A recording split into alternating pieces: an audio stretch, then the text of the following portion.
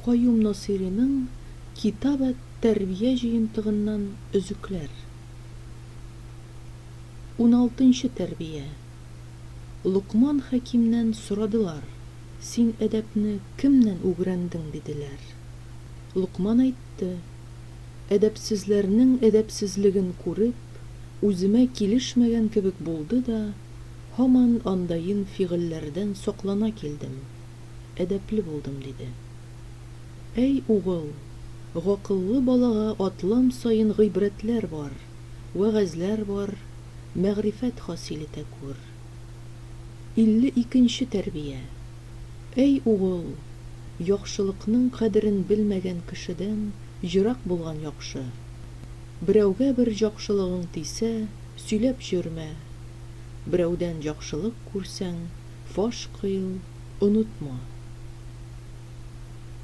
57нче тәрбия.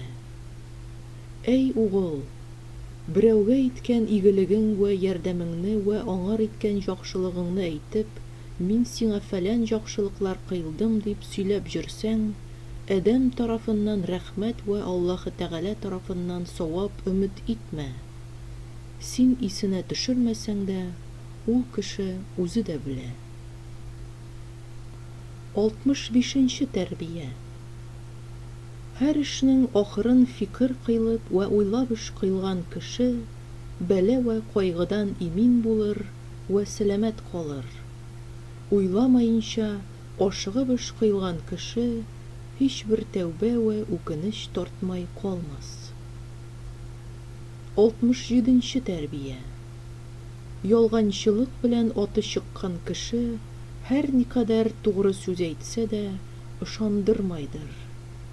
Бер мәртәбә ялганчылыгың сизелсә, чын сүзеңә дә ышанмас булырлар.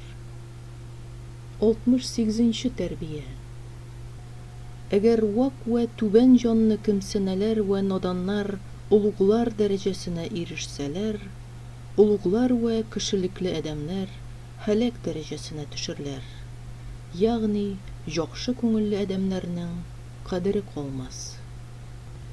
Әй угыл, яман холыклы вә тар холыклы кемсенәләрдән кач вә җырак кит.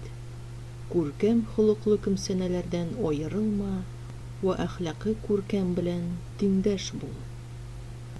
Язма Азат Ахунов, Мөхәммәд Гайнуллин һәм Мәсгуд Гайнетдинов чыганакларына таянып тупланды.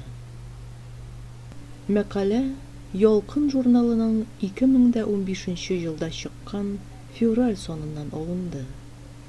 Аудиоязма audiokitaplar.com веб-сайты тарафыннан ясалды.